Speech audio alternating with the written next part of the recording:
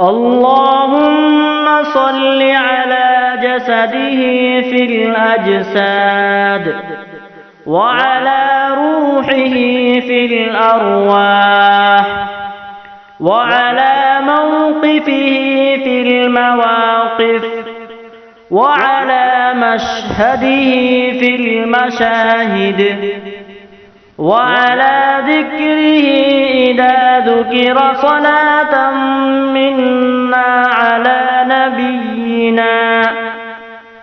اللهم أبلغه منا السلام كلما ذكر، والسلام على النبي ورحمة الله وبركاته.